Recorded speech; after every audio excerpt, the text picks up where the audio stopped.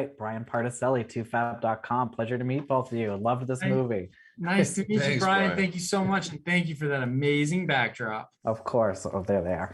But yeah, first off, I got to ask, we know about how Brad Pitt came into this via a hairdresser, but I'm curious for you guys, at what point in production did he come aboard, and were there maybe other people being considered for that role? Right out of the gate, we were like, oh, there's no way we're getting Brad Pitt to be in this movie. So we talked about a lot of people.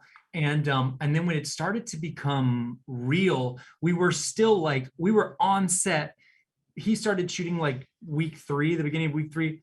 The day before, we're still not believing he's going to be there. We're just like, there's no way Brad Pitt is in this movie. And then he showed up and he was there and he was so game. And we just blew up cars behind him on day 1 to initiate him. And it was real.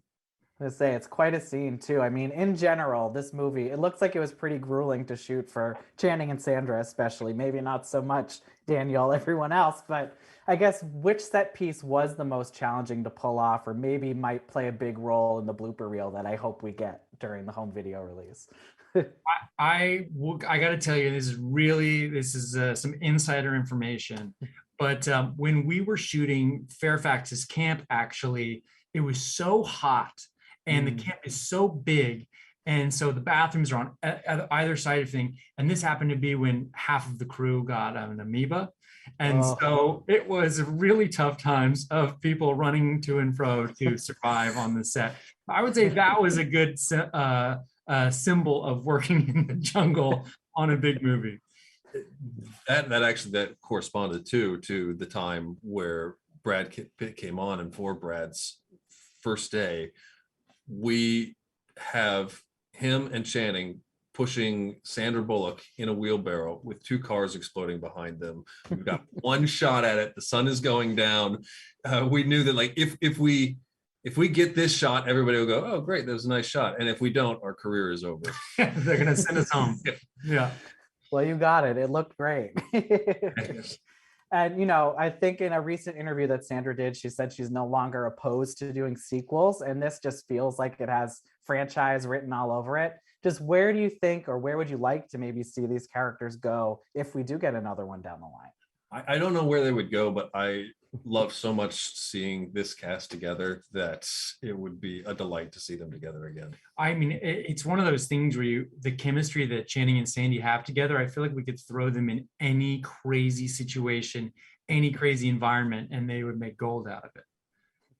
And, casting Daniel as the villain is kind of just an inspired casting choice. Just how was it to see him kind of tap into that kind of role? Because it's not something we have seen a ton from him.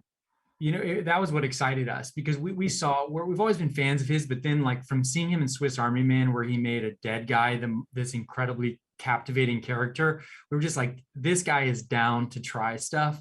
And it was just exciting to put him in something that people haven't seen and see his sort of devious twist on this villain character. And lastly, I just got to ask how prep is going for Masters of the Universe. I know you guys are filming that soon. Just how is that coming along? And I think people are really interested to see Kyle as Adam. We are very excited to show people Kyle as Adam. Kyle's incredible, and I couldn't imagine a better person to put in this role, because we want to bring a fun and zealous sort of energy and enthusiasm to the property that we so heavily associate that kind of zeal and enthusiasm that we had as kids, that wide-eyed wonder, and Kyle brings that. Yeah, this is going to be a wild, fun, entertaining ride with a lot of humor that is also, I think, going to make Masters of the Universe kids, the ones who grew up on it, very happy. I was gonna say, if it's anything like this, you guys got it.